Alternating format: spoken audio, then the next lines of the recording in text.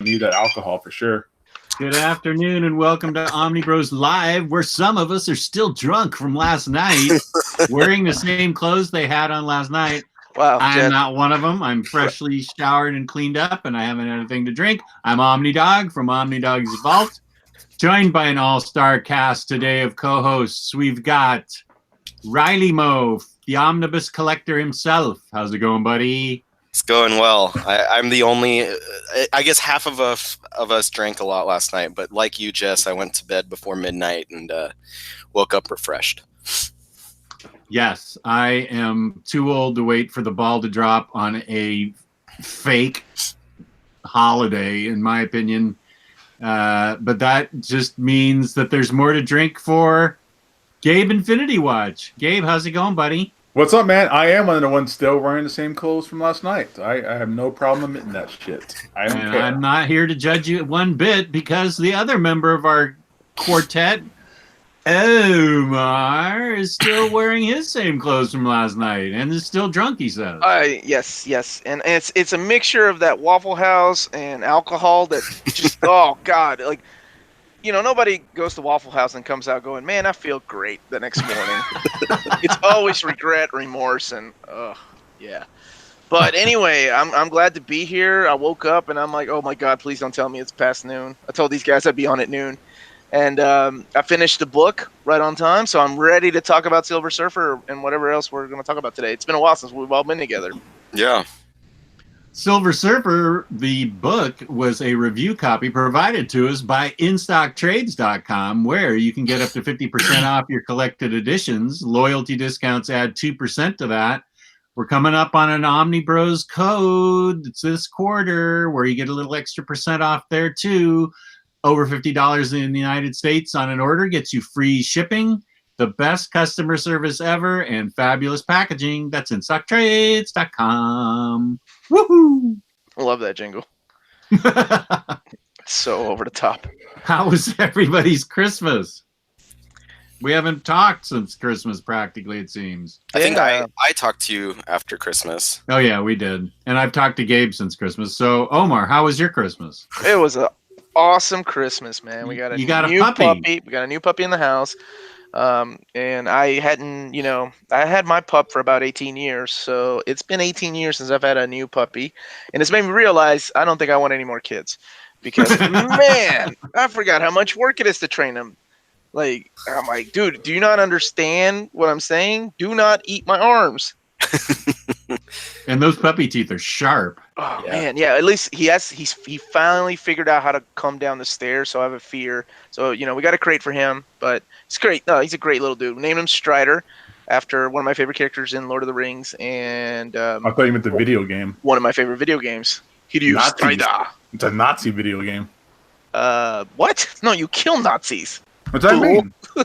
It's not a Nazi video game. All right. It's a video game about Nazis. But no, man, it was a good Christmas. It was a great Christmas. I got to take some time off and be with family. So, Happy New Year to everyone in the chat. Everybody's wishing us a Happy New Year, so Happy New Year right back to you. We hope you have a great New Year. It's got to be better than 2018, except 2018 was a great year for comics. Every year is a great year for comics, but 2018, I actually kept track of what I read, and I'm going to type it up and print it somewhere. I think I read over like 200 books, and I don't feel like typing that up, but I will. You prevent that from happening if you use digital from the beginning. I know. Out of curiosity, how many of those ended up getting root beer poured on them?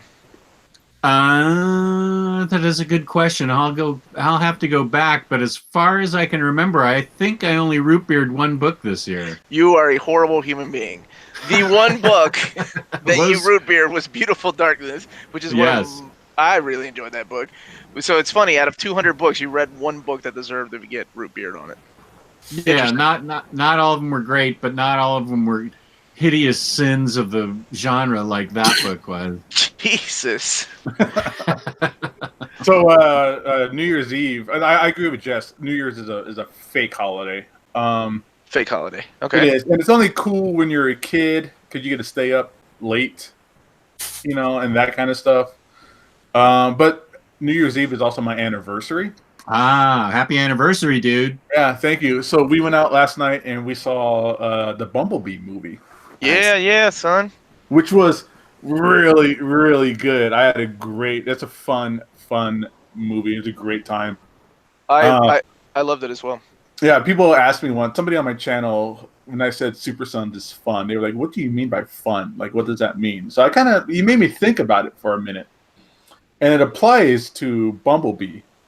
What I mean by it's fun is, it's a good time when you're watching it or when you're reading the book, but also when they're having a good time, like in the movie, I'm having a good time watching them have a good time. So when they're having fun, I'm having fun. So that's what I mean by fun. But it was a great, man. What a huge step up in quality that movie is compared to all the other last Transformer movies that we got recently. And I thought about that because Amanda and I reviewed it for one of our little things we do on Saturdays. And I think I gave it an 8.5 out of 10. And I had thought about that, and I'm like, maybe after we did it, I'm like, maybe I enjoy this movie so much because Bayformer set the bar so fucking low. Like, this movie isn't even that great when I think about it, but it's just so much better than all the other shit we've seen before as Transformers fans, right? Right. Well, like anybody like just going into that movie would be like, this is not an 8.5. If anything, this might be like a 6 or a 7. This is like Short Circuit and E.T. kind of combining with each other. Wait. You saying that Circuit is not an 8.5 movie at least? Oh, you're goddamn right. I'm saying it's an 8.5 movie, but I don't know if Jess would appreciate it that much. I kind of want to see Bumblebee. I've liked the previews. You'll like it, Jess. Don't believe Omar. I think it's a good movie, whether you're a Transformer fan or not. But I don't think he would appreciate the Cybertron scenes as much as you and I. Dude, Yeah, those exactly. Cybertron scenes were better than anything they ever did in those other 4 Transformer movies. Agreed. Yes. Got All it. right. Let's go ahead and review Silver Surfer. We're going to keep talking about Transformers, believe me. Okay, we have Silver Surfer by Dan Slott, Mike Allred, Laura Allred. Who wants to go first on one of my top 5 books of 2018? My goodness, top 5. It made me cry. All right, if Ryley goes first, he can't point out every good thing about this book. That's all I have to say. I won't go first. But if I don't go first, I'll probably just repeat everything that y'all say anyway. All right. Interesting. I know how Gabe feels already. Top 5 book for Jess. Yes. I will go first. Okay. If y'all don't mind. Do any of you guys, besides me, watch Doctor Who? No. Okay. I have not watched the past. I didn't watch what is his name, Capaldi, but I watched all of the since Eccleston. So you've seen Rose and then Amy. Yeah. Travel with the Doctor. Okay. So this to me is as close to a Doctor Who / Hitchhiker's Guide to the Galaxy comic book that I've ever read, without getting into the Doctor Who comics. Right. You have a traveler from space that can rip the fabric of time and space, and he has a human companion, right? And through her, we get to see all these adventures, which is the same premise as Doctor Who. And I don't want to say this is a ripoff of Doctor Who, but oh my God, I mean, everything in here is like, Jesus, this is like the time when Rose met Sarah Jane, right? When Dawn meets Alicia Masters. It's like the ex-girlfriend that used to travel with Silver Surfer. But anyway, this is the first time I remember reading this thinking, God, I wish I had read this on a monthly basis. Because while I really enjoyed it, I wish I was there reading it and experiencing it for like the first time every month. Because I think, to me, this is the first time I'm saying this, I think I would have enjoyed it more than reading it in one sit-through in an omnibus format. That's just me, though. That's my opinion. But I absolutely loved it. I was moved to tears at the end of this book, and I thought it was beautiful. Then the drawings were fantastic, of course, because you got Mike Allred and Laura Allred doing the colors. And I won't go too much into detail until you guys start talking, but man, I absolutely love this. And I was kind of shocked because Dan Slott, I think at the very beginning, I was like, oh, this is nice, but I need a break. So it took me a couple of weeks to finish reading it. And then I just sat down and read like the second half of the book,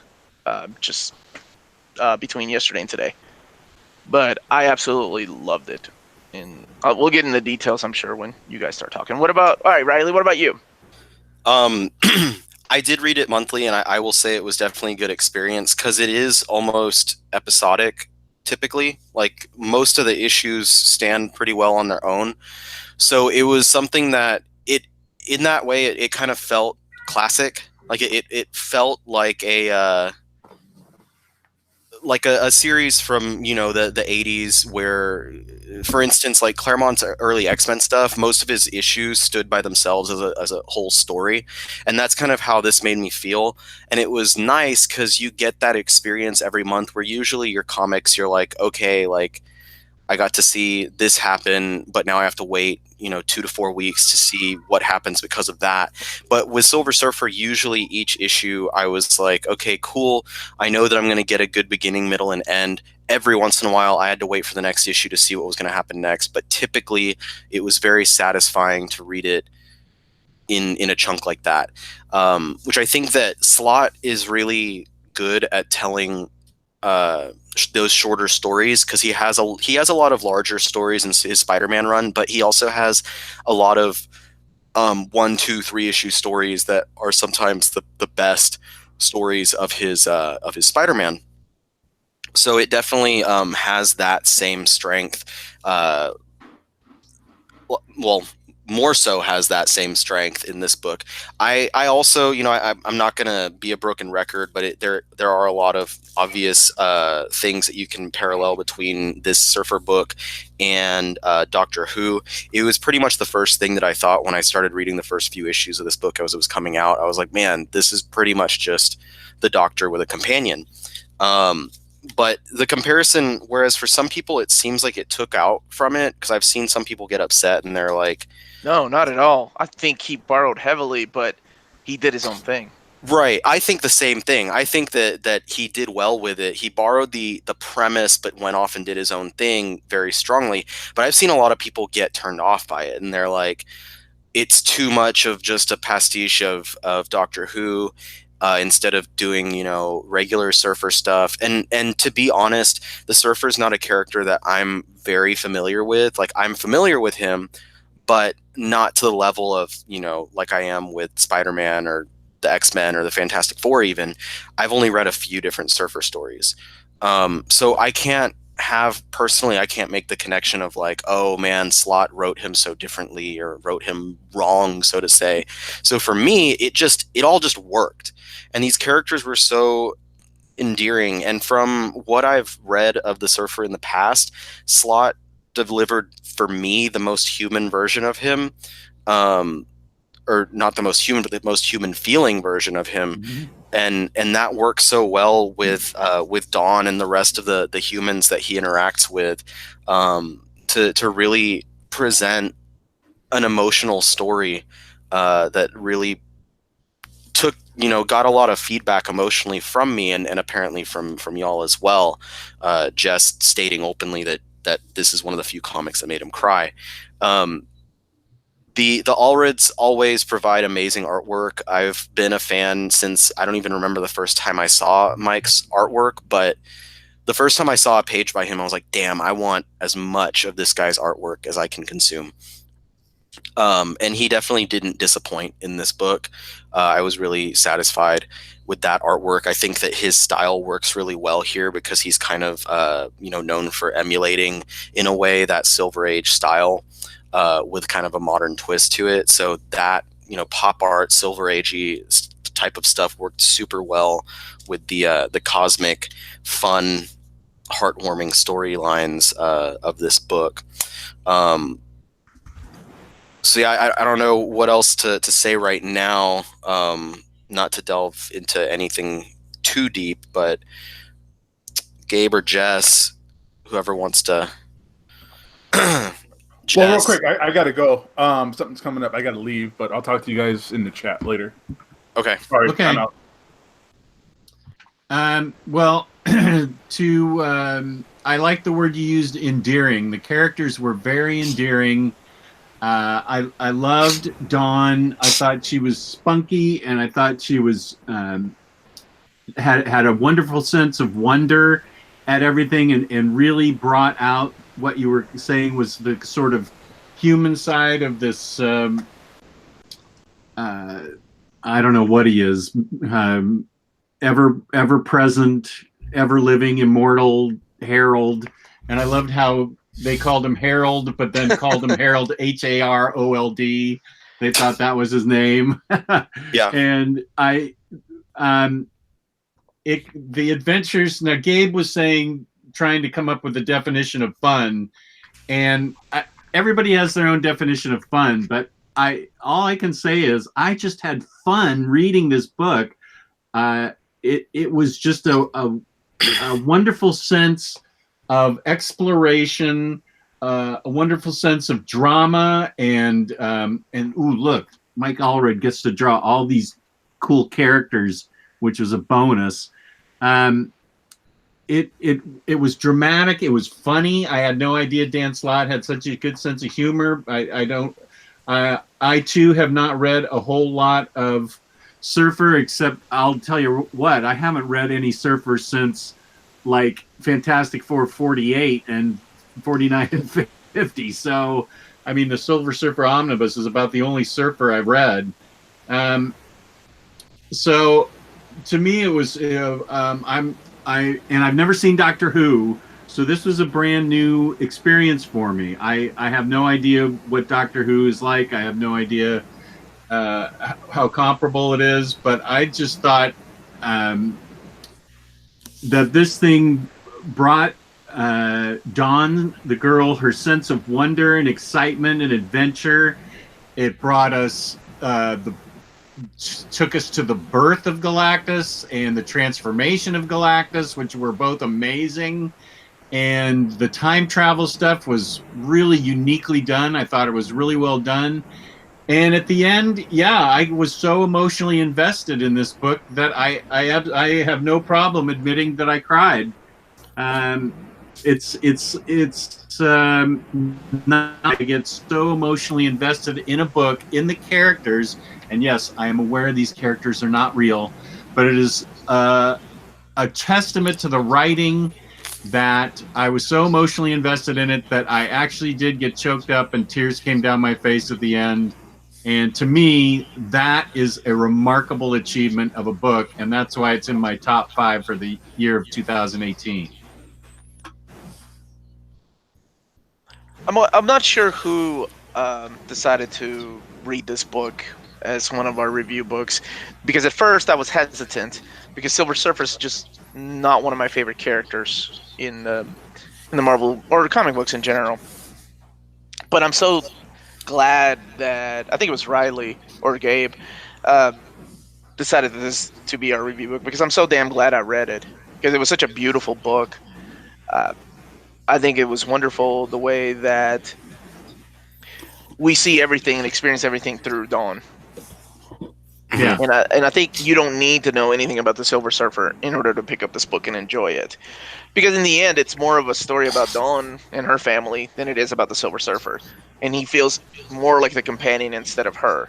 Because you learn to care for her and you're cheering for her, and when bad things happen, you're like, oh shit, I hope they fix this.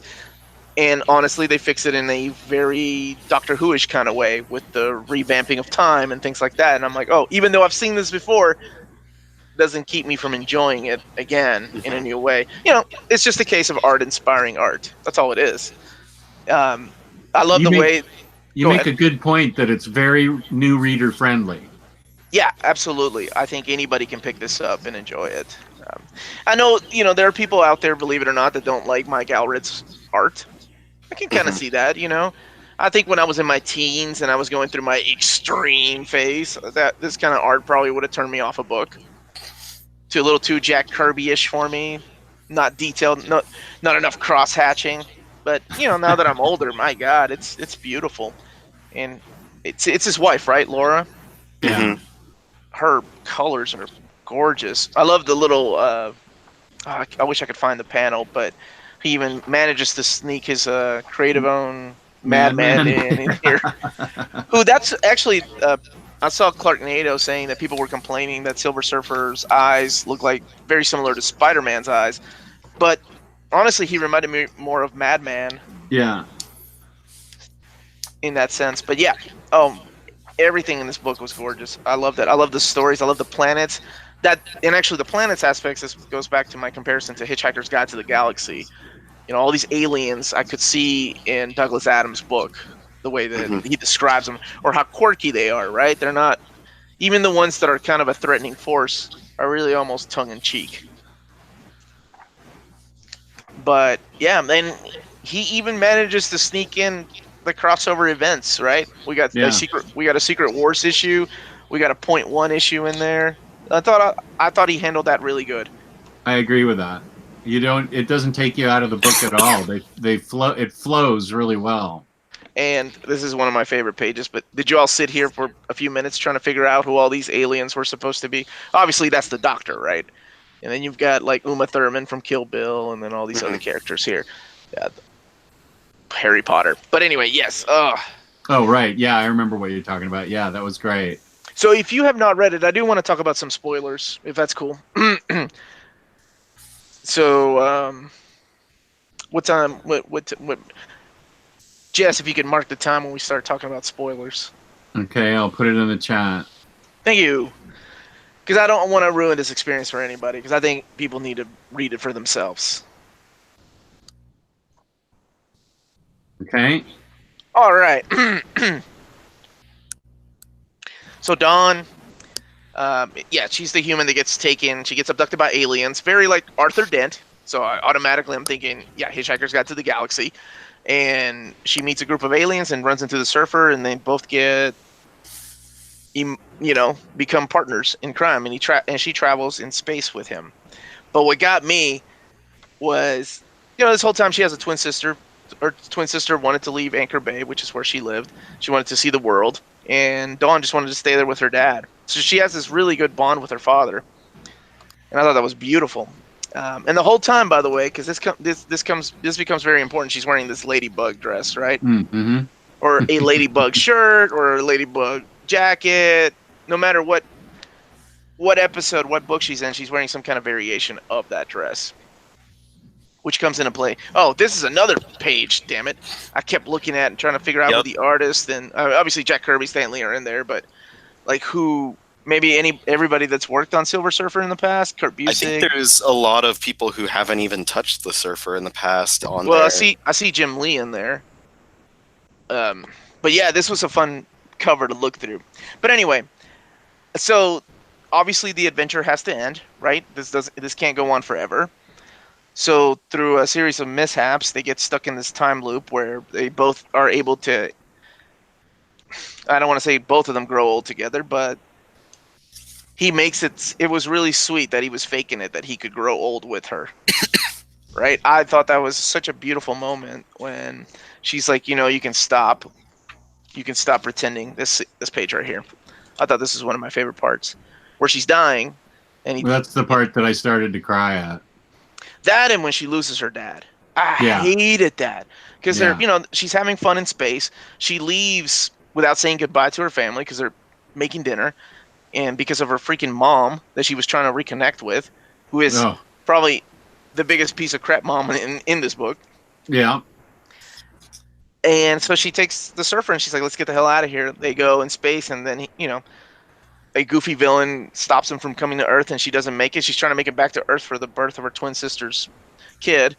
And it turns out that her dad passed away while they were gone. And she has to go through some therapy. And she never comes back to Earth. On the therapy planet, Euphoria. Man, what a great, It was a cool concept. There are a lot of cool concepts. Yeah. And that's what I meant when I said he borrowed heavy from Doctor Who and Hitchhiker's Guide to the Galaxy. But it doesn't feel like he's ripping them off, right? It feels like he's honoring those stories by bringing new stories to life. I thought it was great. And yeah, so they get stuck together, getting old together, and she ends up dying. And he has her essence because before that, they got stuck in this holographic planet, right? Oh, yeah, that's right. Which is pretty interesting. So he's able to capture her essence and her family's essence so they can all be together in this hologram. And then he honors her. And I think the last line's what made me tear up. It was this right here. That is the power that will flow through him together forever. Mm-hmm. Right there, and he chooses that color for the power cosmic. The love and memory of her, a power greater than cosmic. Oh, I lost it. I was like, oh man, that's so pretty. So I am so damn glad I read this book because it was beautiful, and I definitely encourage it. So this gets a 10 out of 10 from me, man. Yeah, me too. Loved it. Are spoilers over now? I don't know, Ryley. Do you want to add anything or talk about anything in particular that you enjoyed? No, I mean, you really hit all of it, and just honestly, like, looking at the stuff and hearing you talking about it again is like making me well up. So it's it was a really powerfully emotional book and just great concepts being used throughout. I was just looking for the cover though with all the creators on it for a second. And yeah, I need to look back at that now and appreciate it more. I know like Matt Fraction and Kelly Sue are in here, and I think their kids are in here too. Comic XP is mentioning. By the way, he does reviews on his channel. So for those people that check it out, I think he did an overview of this. That the dad Reg is drawn like Dan Slott, and I noticed that too. Oh, I didn't notice that. I do know what Dan Slott looks like. I saw him at Baltimore Con. Yeah. So he looks just like that, right? Except a little more gray in his beard. But I noticed that as well. I think it's the cover to issue 8. I want to say it's one of the final issues. Issue 5 of the second series. I found it.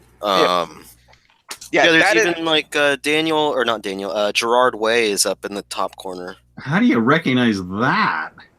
Because it's Gerard. When he did his solo album, he wears this bright blue suit with his bright red hair. Oh, see, I don't know. I mean, I only know probably a handful of what creators look like then. You know him from Umbrella Academy. But I don't know what he looks like. Well, he was a musician, right? Or he is. I'm sorry. I see Jim Lee, and then I'm trying to figure out who this cool motherfucker is with the sunglasses and the slick silver hair. Oh, that would be me. That's what I was thinking. Is this a young Jess Bragg in the 80s? No, above I see Kevin Smith. Him, I guess above the cool dude, is that Jim Lee with the red hat? That's totally Jim Lee, yeah. And then above him, I think that's Kyle Baker with the dreads. Yeah, this is a fun cover to go through. Next to Kevin Smith. Yeah, I don't recognize absolutely everyone, but there's a lot of people in there that I totally do. And what issue is that? Issue 5. Number 5 of the second series. Of the second series. Yeah, okay. This one here, Citizen of Earth. Second series. Okay, one thing I did enjoy was Allred getting to draw lots of other Marvel superheroes. Yeah. That was really cool, like Spider-Man and everybody, Avengers and stuff like that. That was really, really cool. And I think the story has to suit his art. Like, I don't think I would enjoy his art on everything. Like, Ecstatics, of course, totally stands out, right? When he did Ecstatics, because that was what his art was made for. I loved his run on that. And, of course, Madman, but that was his own thing. What is he currently working on? I know he goes off and on from doing big, long projects like this to doing, like, a solo stuff again. I don't know. I haven't seen him in a while. I'm trying to think, because I read so much current stuff, but I can't remember the last thing I've seen him on. But yeah, this was a great book. I think another thing to note. Oh, there's Frank Miller in there too. Another thing to note is it's only a $75 cover price. So it's not only is it accessible for new readers to check out Surfer and stuff. Not only is it a great emotional story.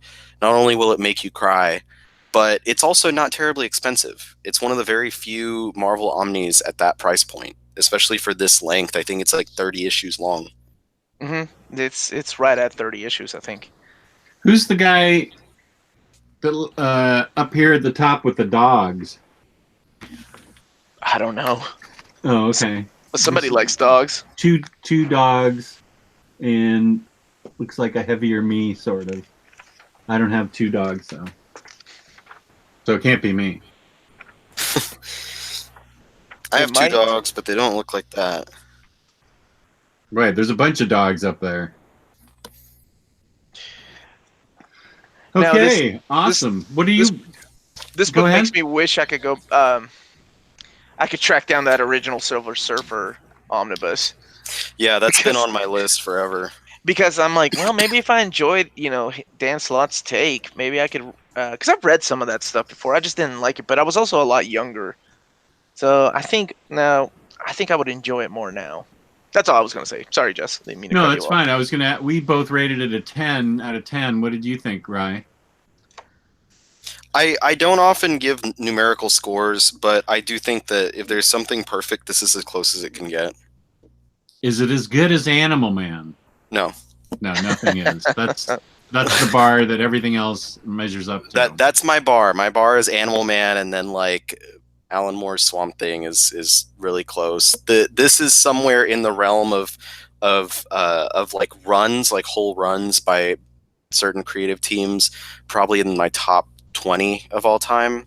Mm-hmm. So it's definitely up there. In my top 20, that would be a lot of stuff that's like 9s, 9.5s, and stuff like that. So it's definitely up there. I think that it's just inserting emotion into the stories and is a really good way to make it high on not my list only, but like a lot of people's lists. When I say emotion, I don't mean like, Batman's angry. Like I'm talking about, the type of stuff that you feel deeply. And, Jess, you cried. I started welling up tears just thinking about it. But that's an easy way to top some lists right there. This book definitely did it. It was a joy to read it. It was a joy to read as it came out. It's one that I would highly recommend to almost anyone who'll listen, really. And it's not expensive. And I can tell you that Gabe feels the same way. Like he was the one that was pushing for this book too. Yeah, he kept saying it, and then I said to like when he said it, I was like, yeah, that's coming out this month. I think it was November that this came out, the end of November, and I was like, yeah, it comes out in November, and I like talked about that a lot, because every time I would mention it, Gabe would perk up and be like, yes. So I hope he's okay, because whatever happened, he was really excited to talk about this book. Yeah, hopefully everything's fine. Maybe he'll pop back on. Maybe we'll be here for a minute talking about new releases that are going to go live in a few hours. That's right. Yep. Oh man, it's today, isn't it? Oh, it's time to empty your wallet. Do you want to pull up the previews, Omar, and I will do my thing about saying what's 50% off? Let me see if I can even find it, because Gabe's usually the one. Yeah, I think he usually goes to Previews World. Yeah, but he has a better, like, I can pull it up by, let me see, new releases, new this week. But I usually pull up, like, the comics, I think. Let me see. Give me un minuto. Oh, I know what that meant.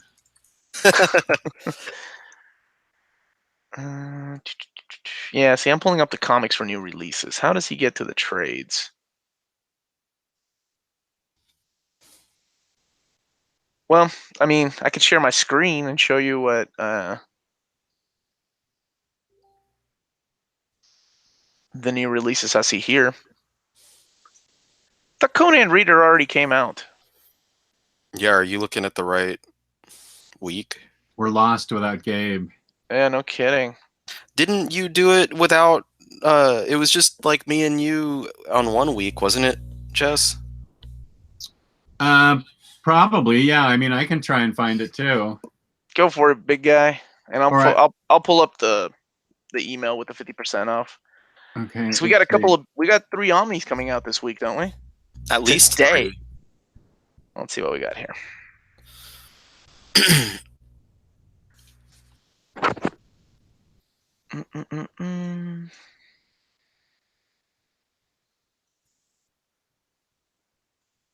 Yeah. Okay. So I've got the list. Okay. I think I pulled it up. Cool. Oh, wait a sec. Okay. Previews January 2019. Orders due January 18th. Okay, wait a sec. This is like all of January, so I'm not doing it right. But I think I'm on the right. What is? What are the 3 Omnis that are coming out? I know that House of Mystery is one. Wasn't there a Ben Ryley omnibus? Yeah, Ben Ryley Volume 1, and Guardians of the Galaxy. I think it's titled Tomorrow's Avengers. It's all the Okay, I don't see Ben Ryley on their list, womp womp womp. which could mean that it was delayed. So what I do see is that Guardians of the Galaxy Tomorrow's Heroes Omnibus, that one's going to be 50% off, so that would be $50. Oh, I think I got it. Now You got that book, have y'all read? Because that's one that Yeah, I I do have, have like, it. I have like every Guardians Omni, and I feel like out of habit I should have that one, but I'm not planning on buying it because I also don't know if I really care.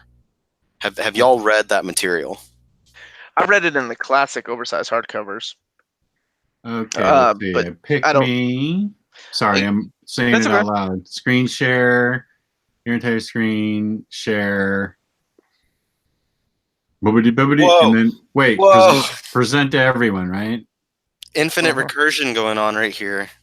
Oh shoot! What am I doing wrong? I think you screen shared the chat, but somehow it infinitely is recurring. Okay, let me try again. I thought I had him trained. I know. I was doing so well for so long. Darn it. Share. So Omar, what did you think about those classic collections then? I'm not a fan of those because they jump No. everywhere, right? Like they go from different time zones, different writers, different teams, and so there's snippets of these, right? And then there's also the Avengers stuff, which also Uh-huh. bounces between years. Yeah. So I've got those in trade, and I'm good with that. I don't need an omnibus of that stuff. I mean, honestly, they're just cashing in on the God bless, I'm Guardians of the Galaxy name instead of Yeah. reprinting Annihilation, which whatever. Yeah, I figured as much, and it's a book that if I did buy it, it would sit for forever. Honestly, so I wasn't in a hurry, and honestly, like what I'm hoping will happen is that it'll see similar pattern in discount as that solo classic one did, and if it goes down to those prices, like $30 or something, then I'll probably go ahead and grab it at that point. But What am I doing wrong here, Omar? I don't know if you can pull up the chat page, because that's where you start getting in trouble, is when you're looking at the chat, the Hangout. Okay, There you so go. You got it. There's the. Can you see it? It's when you're talking. You've got yourself highlighted, I think, or somebody else highlighted. There you go. I can see the webpage, but. So just keep it on this, basically. Mm-hmm. And then we'll be fine. We won't get. I'm surprised your computer didn't blow up from. But you can see it okay now? Yeah, just minimize the other page. Yeah. When you minimize the Hangouts. You want me to maximize this page? Yes. Correct. Whoa. What? How did you break the internet? This is the best. How do we still have 36 people watching? I don't know. Look at that. So I don't know how your computer's not exploding from like infinite screens popping up. Okay, wait a sec. Let me just. It's like going somewhere where there's two mirrors lined up next to each other. Okay, how is it now? Infinite. It's fine. It's okay. absolutely I'm not going to fine. do anything else. I'm just gonna. Can you see me pointing to Black Hammer Trade Paperback Volume 3? Yes. Yes. Okay. Here we are.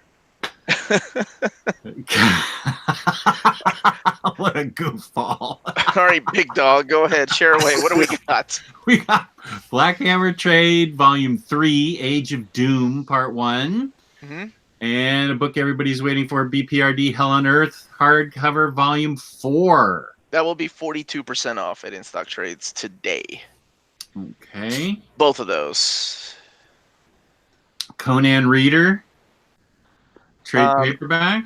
I guess that was delayed. I thought that had come out from Amazon already. Also 42% off. That one's one of those sought-after books because most of the stuff in that book is not collected in the Omnis. Oh. I'm guessing. I'm guessing Amazon just had stuff copies early or something, because a lot of people have been posting that they already have it. Yeah, I think Amazon got copies early. You are correct, my friend. Gantz. Somebody cares about Gantz, I'm sure. Oh yeah, Yeah. those books have been long out of print, so I'm glad they're doing these Omnis. I'm getting that. I had most of the individual volumes before, and then when they announced these, I didn't have the last 10 to 12 or so I sold all my individuals, and I'm buying these as they come out. Yeah, that was a good move. I did not. I kept mine. So. Okay, good. There's Gantz, Ring of the Nibelung. I really like that book. I own the hardcover. Seriously? Mm-hmm. What is that? What is it? Oh my god, it's gorgeous. P. Craig Russell art book. It's a fantasy book. And if you know, look, I'm holding it up right now if you want to put it on me for a second. I don't. I'm too afraid to. Just do it, Jess. Can I put it on you? I don't know. Did I do it? No. Look, Jess's reminders up there. Take your Viagra and pop it up. Omnibros. No, I'm meeting Damien. Damien's my comic advisor. We're meeting at Freddy's Frozen Custard I fucking on love that name. Thursday. Comic advisor. Omnibros show is now, so I can close that. And then I'm seeing Spider-Verse with my movie buddy Laura tomorrow. Oh, okay. I was just kidding. You didn't need to read me your thing. So there's no way you can share my screen because I'm just holding up this P. Craig Russell art. Anyway, gorgeous P. Craig Russell fantasy kind of artwork. Why don't you wait till I stop screen sharing and then we'll try it. I definitely recommend it though. And how much is the $24.99? Man, the hardcover is only $29. If it's still in print, I don't know if it's still in print or not. Here's a book I'm interested in: Witchfinder Volume 5 from the Hellboy world. We got some My Little Pony on the IDW line. There's a My Little Pony. My daughter has been collecting those since issue 1. And Nice. well, she's 9 years Fair enough. old, and now she wants to get into other comic books, and I'm like, no, I'm gonna keep buying you these damn books. Don't you grow up on me. Yeah, So exactly. do you order those from In Stock Trades? Do you order her My Little Ponies? I get the singles from DCBS. So they think that you're a brony, Omar. I'm okay with that. There are worse things in this world. It's for my kid, so. Sure. All right, we got some of that Batman Neil Adams. This is actually this is the recolored stuff, isn't it, Jess? Yes. I know how you feel about that. And so that's your most watched video, I think, right? If I'm not mistaken. It is, yeah. The Why I Hate Neil Adams video you did. I tried to take the hate out of it and say why I dislike it with a fiery passion because I didn't want to say hate. But yeah, it's my most watched video. It's got like 13,000 views, which is a lot for me. It's good, buddy. That's good. Batman Prodigal, I think that's part of the new Nightfall paperbacks. So I'm pretty sure that that's collected in the third omnibus. Batman Shadow, Dark Days Road to Metal, Hal Jordan Volume 7. I think that's the last volume of that series. Before Morrison takes over? Right. Man, those Morrison issues have been good. Oh, goody. That's good.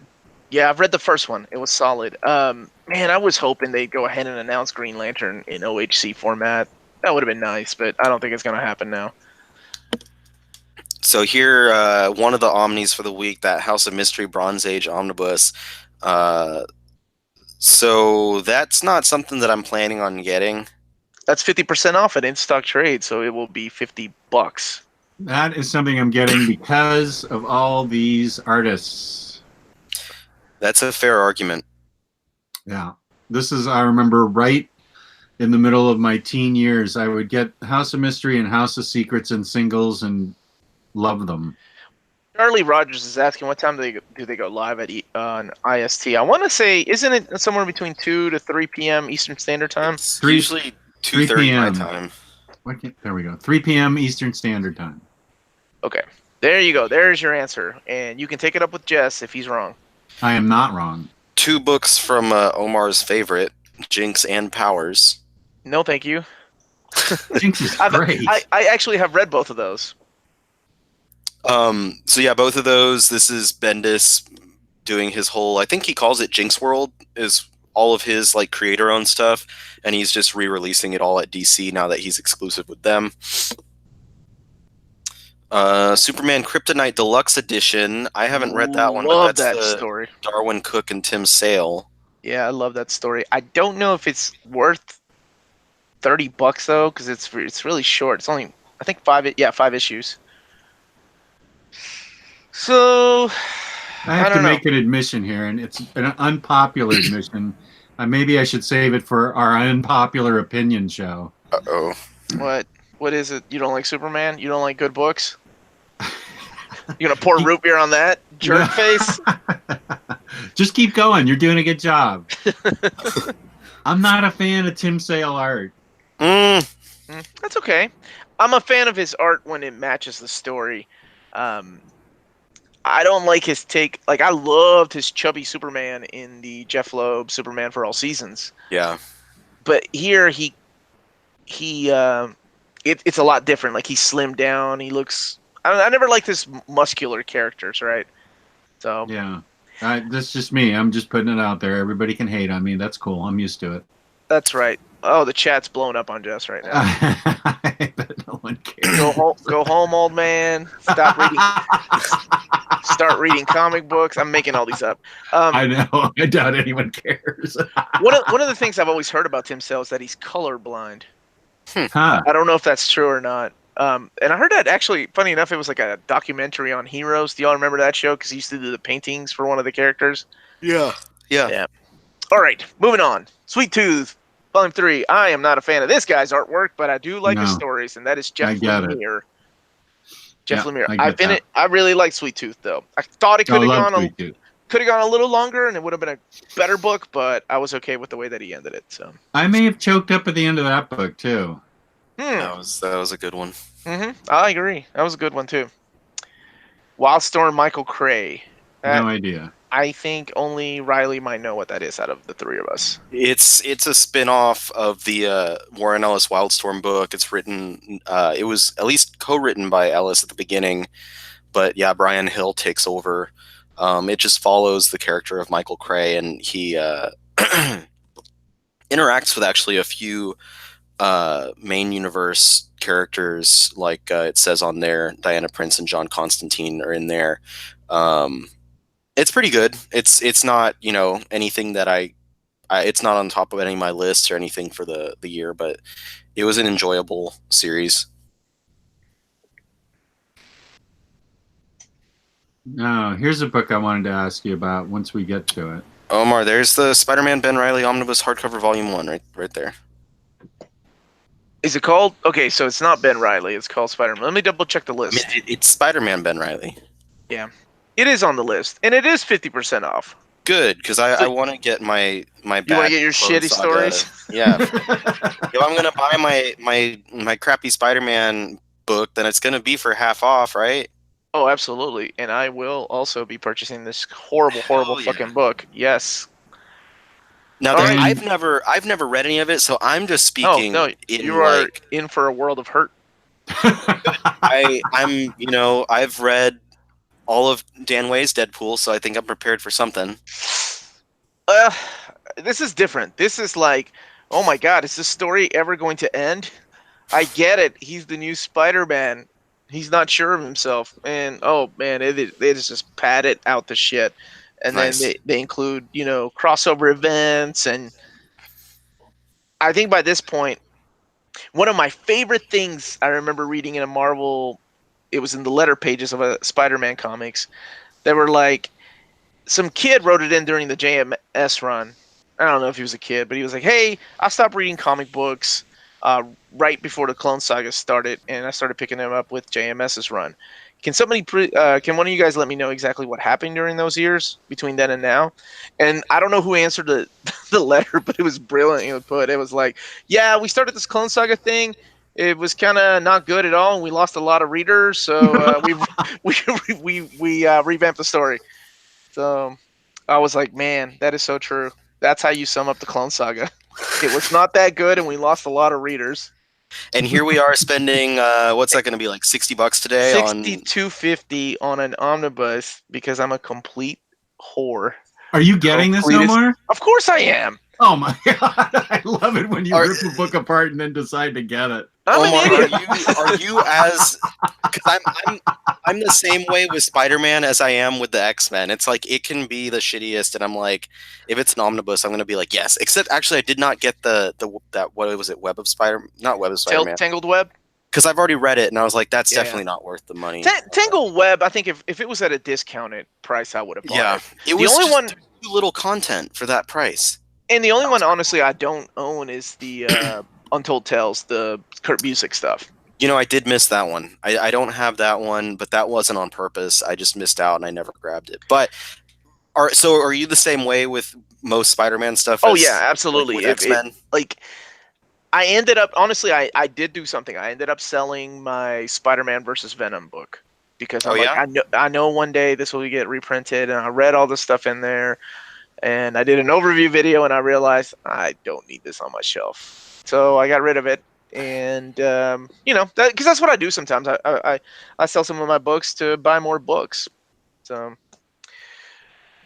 all right, what else is coming out? Oh, How the about Avengers Death of Pre-Scroll Inhumans? War. That's a good book. The Death of Inhumans. Yeah, that Let me was see if pretty enjoyable. Death of Inhumans is 42% off. Ooh, Donnie Cates. What's not to like? Yeah, it's not it's good. It's good. It's it's got a bit of a twist in it. Get out of here. Ooh, you broke it. It's got a bit of a little twist in it, so expect something to happen towards the end. But it's a really good action-packed story with a really interesting villain in there. It kind of seems like Marvel's way of kind of cleaning up after Soul's Inhumans era, because Soul expanded the Inhumans so much that I think they just have a little bit too many characters out there. But it was an interesting story, and Donnie Cates he's so hot right now, to quote Zoolander. He's so hot. That Hansel is so hot right now. Yeah, that Donnie Cates is so hot right now. He's a cool dude. And it's a cheap book, $15.99, 42% off. It'll be worth checking out for people. There's the Guardians book that we were talking about, $100, so $50 off. And in stock. Yep. So all three, it looks like all three Omnis are at 50% off. Nice. At in stock trades today. So yeah, like Omar was saying, it's a kind of a haberdash of different material. It skips around, just basically stuff that features those characters before the 90s Jim Valentino series. Yeah, so you got, it's everywhere, right? You got some Avengers issues. Look, and they even skip 169, which I know doesn't have anything to do with the damn Guardians of the Galaxy. And then they skip. I'm not a fan of books like this, and I already own the two trades, so I'm good. Okay. So I should skip it then, huh? No, you should totally buy it, Jess. No. Jess specifically should buy it. Only Jess should buy it. Forget it. I can Deadpool see that being a by discounted book, honestly. Scotty Young's Deadpool, Volume 1. His Deadpool has been pretty enjoyable. It hasn't hit the same, for me at least, the same high as Jerry Dugan's run was, but Scotty Young has a great sense of humor, as we can see in books like I Hate Fairyland. Yeah. So the guy himself is a funny dude. Yeah. I haven't talked to him and met him a few times. That is also 50% off. Nice. So that's something I would recommend, that, especially if you're a Deadpool fan. It's a fun book. I have not read that Iron Fist book. That's one of those digital first books that they put out. I think I read the first issue and I thought it was okay. I'm not digging that colors on that. A little too computer generated for me. Yeah. I'm not familiar with the writer Clay McLeod Chapman. I've never, at least not that I really know. I've never really read it. Yeah, it says horror author Clay McLeod Chapman, who I guess he's done an issue of Edge of Spider-Verse and Edge of Venomverse. And the bone-crushing artist Guillermo Sana. From Bullseye. I don't know. Bone-crushing. Yeah. What does bone crushing art look like? I don't know. I'm interested though now. What the hell? Everybody, leave me alone. Okay, there. There's a Spider-Geddon, Edge of Spider-Geddon. That's the prelude to the recently wrapped up Spider-Man event. Which Dan Slott co-wrote that, didn't he? It's a story that Dan Slott created, written by Christos Gage. This, though, similar to Edge of Spider-Verse, this is a bunch of single issue stories that introduce or expand on various Spider characters. So let's see, it says in there like Spider-Punk, who's on the cover. There's a Penny Parker issue. The Penny Parker issue is really good, actually. It kind of gives her own Venom to go against. Spider Hero, which is like Uncle Ben as a spider person. There's one where Norman Osborn is a spider person. And then you get an issue of Superior Octopus, which kind of continues along Otto's story from Dan Slott's run and kind of catching up where he's been. So that's a pretty decent. It was a fun event. If you enjoyed Spider-Verse, if you enjoy all the alternate universe Spider-Man characters, this is something to look at. I'm hoping myself that they release an oversized hardcover for Spider-Geddon, because it would be nice to just have it all in one place. So yeah, that's what I was thinking. I'm sure that there is a hardcover eventually, but I don't know. They've been so shitty at collecting the Spider-Man books in oversized hardcovers. They literally left out a lot from Dan Slott's final run. So what else we got? They skipped. They didn't release a hardcover with like 2 story arcs before they did that Red Goblin. Mm-hmm. So that's kind of annoying. One of them was a crossover with Venom, so maybe that's why they. I don't know. Dynamite has a bunch of boys. Yeah, like the hell are these though? Signed editions? Is that what these are? That's what it said, and they're all $90. So yeah, I'm good. Are they the paperbacks? Yeah, it's the paperbacks, and they're putting them out for $90 because I guess they're signed. Yeah, nah, I'm all right. Vampirella. Now those Omnis are paperback omnibuses, aren't they? The ones from Dynamite. I don't collect them.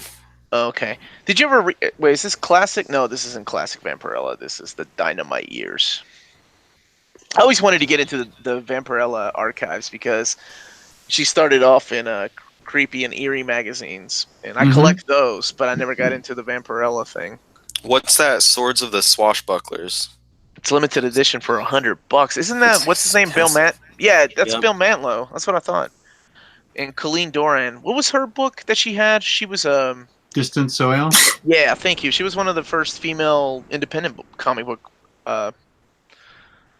creators. Man, how big is this book? Doesn't say, does it? No, it doesn't give a page count. Yeah, I'm not familiar with that one. I don't really know anything about that at all. Gosh, $100 is such a blind buy. Let me see how much it Well, it's the limited edition, so I'm guessing there's probably a standard edition too. Maybe like the paperback. Sword of the Swashbucklers is 30% off at in-stock trade, so it's a $70 book. That's still expensive. Yeah. Boom Studios, I can see Bill and Ted and the Dark Crystal. And then I see some mangoes down here. Yeah, here's where Gabe just goes, and here's a bunch of mangoes that you guys all like, and then usually ends it. Oh man, if you've never picked up 20th Century Boys, that's my recommendation. That's a great book. It's a great story. And this oh shit, they're releasing Barefoot Gan. God, that's such a beautiful story. I need to pick those up. I really like that movie. What else? Have you read those or know what Barefoot Gun is? I have not read them. I saw at least one of the volumes at Half Price Books one day, but I didn't pick it up. You need to watch the movie if you've never seen it. It's powerful, and you need to watch the movie when you're in a good mood because you will be brought to tears and anger. It's the true story. So the creator, it's his true story about the bombing in Hiroshima. Oh, jeez. And he's going to school. And he literally survives because he dropped a coin, or no, a little girl in front of him dropped a coin or something on the ground, and when he leans over to pick it up, he's behind a wall when the explosion goes off. Oh God. And man, it's powerful and What movie were we talking about? It's called Barefoot Gen. It's an anime. But it's based on the manga, and it's like the guy's story, like what really happened to him during the bombing of Hiroshima. It's fucking powerful and emotional. Okay, well, there's that. Devilman Grimoire Volume 5, that one, IST doesn't really get much 7 Seas books, but that's one that I'm going to get at some point. That's the final volume of that. It's kind of a retelling of the original Devilman series, but it includes a little witch for some reason. High Rise Invasion Volume 3. I recently read Volume 1. Really enjoyed that book. I gave a little bit of a synopsis and review on our manga group. Basically, this girl wakes up and finds herself in a mysterious place that she has no idea where she is, or how she got there. But there's a bunch of just high-rise buildings and skyscrapers all around her, and people in masks that are chasing people around and killing them. And she has to try and figure out what the hell's going on and how she can survive and get out of there. So it was a good book. I need to get Volume 2.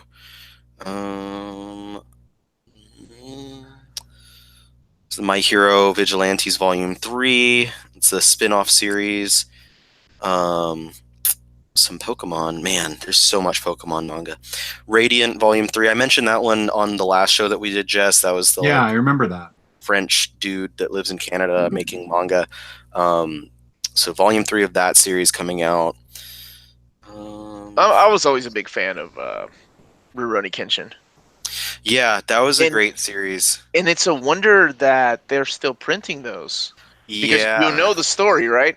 Right. Yeah. It would be like DC still going on and printing all of what's his name's Gerard Jones stories.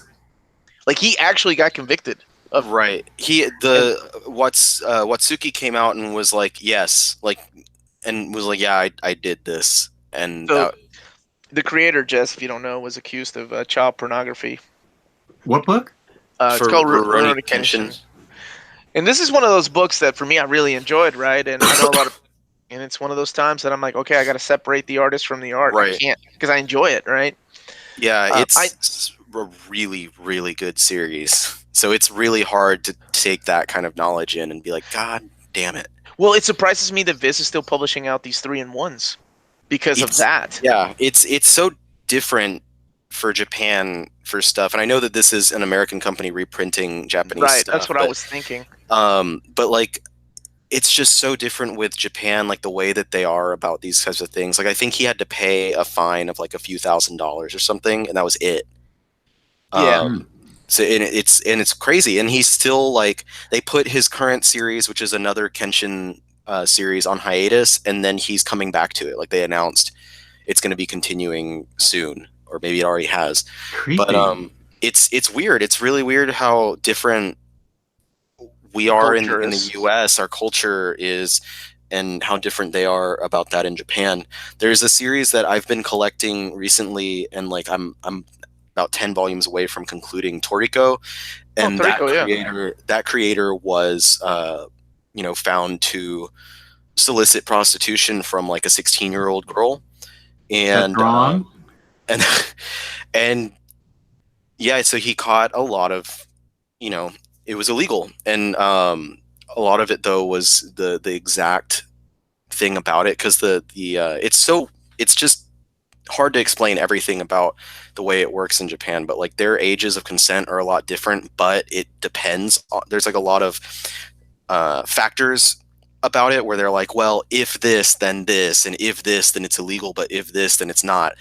But what he did was illegal. But I think he got off the same way, like with a fine. And this happened before he did Toriko. And then he got to go back, like he had a canceled series in Shonen Jump magazine, or in Jump Weekly. And then he came back years after all this happened and started doing Toriko. So that's from a while ago now. But yeah, it's just to mention something else about how different the society, their culture is with that kind of stuff. Didn't think you were gonna get a lesson today, did you, Jess? No. Well- Do we have any viewers left? Wow. Yeah, 48 people, man. They still want to know what manga is being released. I thought that there was a highly few doubt more. I had on my list that there was meant to be a few others. So maybe these got delayed to like next week or something. But on my list, I had like Demon Slayer and Doctor Stone and Dragon Ball Super, Haikyuu, One Punch Man.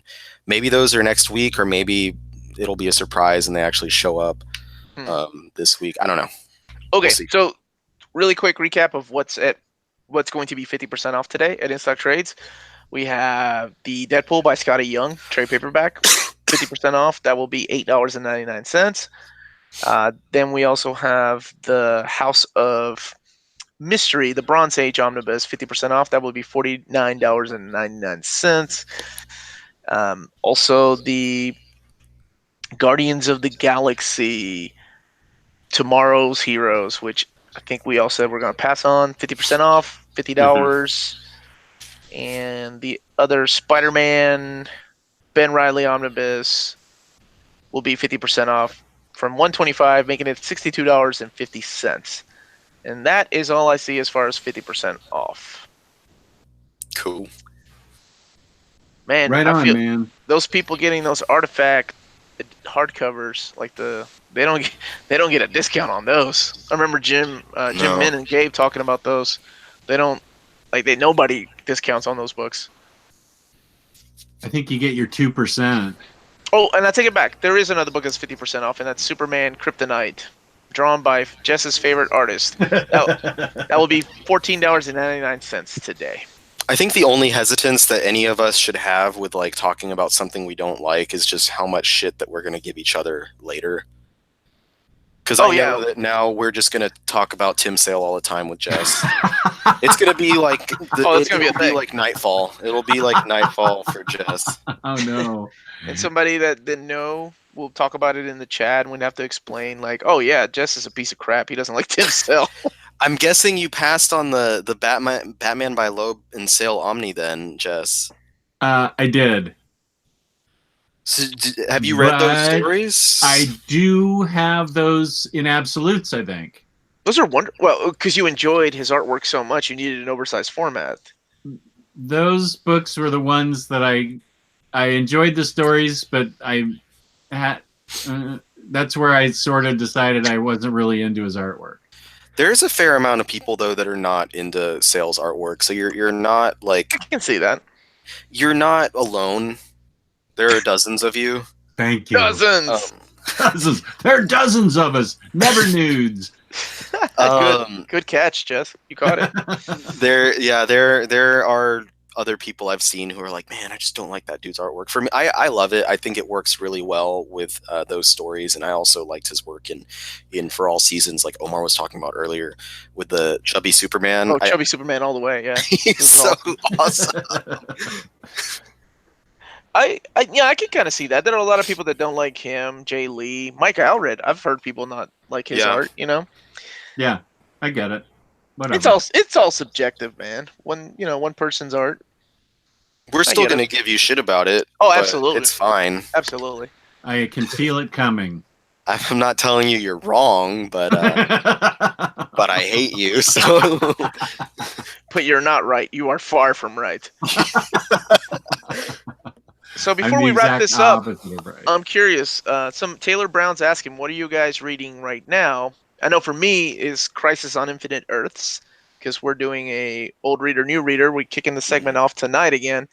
So I'm curious what these two ladies will think tonight because of that really convoluted and confusing storyline. Holy smoke, I can't believe you're putting them through that. Hey, we all have to suffer, okay, for the show's sake. hey, that was one of my first DC books, and I really dug it. Well, issue 8 is my very first DC comic I bought. And so that, as we all know, that's the death of Flash, Barry Allen. And I was so lost. I'm like, man, DC is so confusing. But I kept getting the rest of the series and wrapped it up. And then I came in at the time, when Batman Year, I could find Batman Year 1 and Dark Knight and stuff like that really cheap because it had just come out a few years earlier. So it was almost like at the right time of coming in, because I don't think I would have jumped in as hard if I had read any of those other, I guess, Bronze Age books pre-Crisis on Infinite Earths, at least for me. So I'm really excited to see what both of the Amanda and Maddie think about Crisis. So, What about you guys? What are you currently reading? Go for it. I finished 2 books this morning, 2 manga, moving on to a third. So the first one I finished was Pink by Kyoko Okazaki. This was recommended by Nelson Al from the groups. He wrote a decent review, a decently length review on it, and I read that and was intrigued. And then it was on the damaged sales at In Stock Trade a couple months ago. So it was only a few bucks, and I can't see any damage on this book at all. So I picked it up. Pretty interesting book. It focuses on this girl, Yumi, who she moonlights as a call girl because her day job doesn't pay enough, basically, and she can't afford to live. Jess and I we can relate to that. Totally. She can't feed her pet crocodile and stuff. Now that we cannot relate to. Yeah. So it's kind of her life for the period of like a month or so, and you know, some of the people that she's working with for, I don't know how you say that, but some of the people who have called her, and the relationship that she forms with a young man. By the end of the book, I actually had a really strong emotional reaction to what happens in the last few chapters with her, and it has mostly a happy ending, but something happens that really made me sad. Is it wrap up in just one book? Yeah, it's just a single volume story. It's like 250 pages, like 20 chapters. Can you show me some of the internal art just really quick? That, because I'm actually interested in that. I like that cover. So the interior looks kind of the same. I have to be careful because there's some not safe for work stuff in here. Oh, Jess does that all the time. Is Emily's mom on? Because that always happens to. But it was a good emotional story. It started out a little bit slow for me, but that art looks so familiar. It does. I don't know if I've read something else by her at some point or what, but it does. What's her name again? Kyoko Okazaki. She did another book called Helter Skelter, I think. Yep, I have it. That's why I know. Okay. That was one of the last books I reviewed when I was still writing magazine articles. Yeah. Okay. I see it over there. And then the other one I finished this morning was All You Need Is Kill, which is the manga adaptation of the book that was the inspiration for the movie with Tom Cruise called Edge of Tomorrow, which I love. My wife loves the book. She's read the novel. I've never read the novel, so I don't know. The manga and the movie have a little bit of divergence in the way that they conclude, but I will say if you love the movie, so Jess, if you like the movie, this might be one to look at. It has artwork by the same artist as the same artist as Death Note. So it's very well drawn, very beautiful artwork throughout. Same concept, everything's the same except the ending is a little bit different. I feel like the movie went a little bit further. I don't know if it was, how the book ended, but the manga was a little bit different. This was a really quick read. I started it late last night and I finished it this morning. Really fun. As a fan of the movie, I really enjoyed it. And then my next read I'm starting is, I have a few just single volume books. I either only have one volume of it or it's only a one volume story. So the next one I'm looking at is D. Wergelder by the same creator as Blade of the Immortal. I was going to say, that looks like his art. Oh, that looks gorgeous. Yeah, it's an oversized, double stuffed, I don't know, it's really thick volume published by... I'll have to buy that. by Kodansha. I think volume 2 either came out recently or is coming out soon. So I wanted to read volume 1 so I can get it out of the way and make up my mind if I want to keep going. But the artwork is really fantastic. Well, his art in Blade of the Immortal is fucking beautiful. And I still haven't read that series. That's one book that I suggested to Jess because the way that they translated it was very unique in the way that they cut out the original panels. instead of doing the mirroring for back because when it was originally translated, they were doing left to right, so Jeff's brain wouldn't have to shift, right? So he's already reading it like an American comic, Right. and the panels are the original panels that you got from the Japanese version, where they cut them out and put them in the American reading order instead of doing a mirror image, right? Where like left-handed people become right-handed people. That was very unique, and I don't know if the oversized 3-in-1s are done that way. But at least the original versions are done that way, and it's one of my favorite stories I've ever read from a manga. Yeah, so it looks like they are. It looks like they just put 3 together. I'd love for Jess to try that. It's the same. It's still left to right on these books. Oh yeah, that's one of my favorite series. I mean, it's so reminiscent of the old Kurosawa films, but also so much more violent. Well, that's what I got, and after the Wergolder, or however you pronounce it, I've got Devilman Classic 2 and Solanin by Inio Asano, and then I'll start working on some bigger series. I'm trying to hit the ground running in 2019. Sounds like it. You still collect American comics? Look at all this shit, dude. Yeah, but do you read them? I read more American comics each week than I do Japanese comics, but I read single issues. So I read 40 singles each week, and then after I finish that, I supplement by reading manga. So most of the American books that I buy, I've either already read it in singles as they were coming out, or I'm upgrading to something else. I got you. No, I'm the same way. I usually try to read my monthlies. I'm behind at least 2 months now because I haven't read any of the new Uncanny X-Men. So I feel like I'm missing out because everybody says it's good, and some people are saying it's horrible. So I think it's good. It's not amazing or anything yet, but I think it's worth. I think you might get some enjoyment out of it. I hope you will. Cool. And now what everybody's been waiting for, what I'm reading. Oh man, we're still talking about that, huh? Okay. Yeah, we are, because I didn't get a chance. You guys were yammering on. I talked about one book. Okay, well then it was Ryley. Sorry. It's a book Ryley recommended to me to start my cosmic read-through. I'm going to start Infinity Abyss, Thanos Infinity Abyss today. Is it in the box set? It was not. Okay. Just checking. So I got it from Amazon for $7 or whatever, that link you gave me. Yeah, it's out of print, but it's one of those cheap books. Yeah, exactly. Then I'll be reading The End. Then I'll be reading Thanos Redemption. And then Fariha and I are going to read the Cosmic Read-Through and Omni a month for the next 5 months and do a live review on it. The Annihilation review will be in February on my channel. So I'm going to take my time with this Cosmic event because that'll give me time to read other stuff while around it.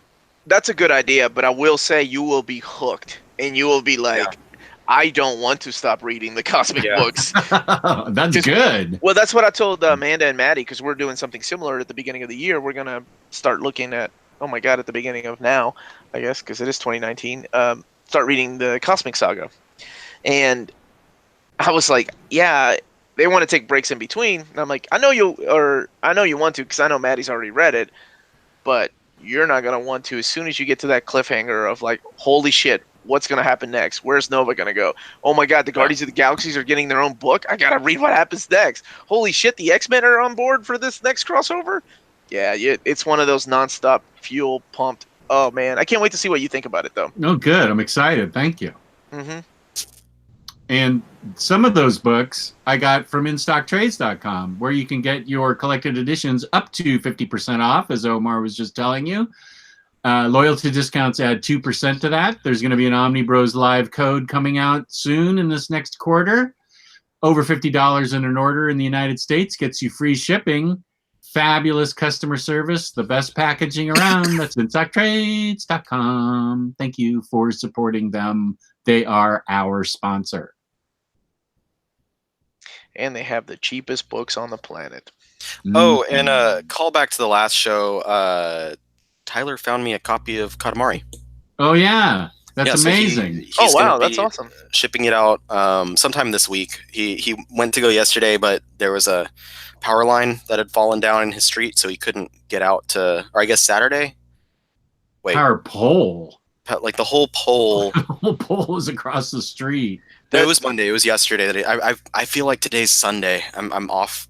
Yeah, my today. days are off too, and that is no excuse not to mail you something though. I told him to Very use his Katamari and pick up the pole and just That's a shitty excuse. let me. I don't think I showed this, but I've actually got a show. I'm no fake Katamari fan. I'm not just trying to bandwagon here. I have a little plush Katamari. Oh wow. Such a fun game. It's great. Do you know what it is, Jess? Have you played those Yeah, games? I haven't played it, but I'm familiar with the concept. Yeah. But do you own the vinyl? There is a vinyl, and that soundtrack is ballin'. Yes, the vinyl is amazing. So I told Jess, yeah, I got my wife a bunch of vinyls for Christmas. I'm like, Was you're gonna that be so one? happy, man. No, I got her the 3 Studio Ghiblis that I could find. 'Cause Oh right, those are the good. Princess Mononoke, House Moving Castle, and what's it called? Spirited Away are completely out of print. So I got her My Neighbor Totoro and La Puta, the Castle in the Sky, and what's the other one? Nausicaa, Valley of the Wind, which is my favorite Studio Ghibli movie.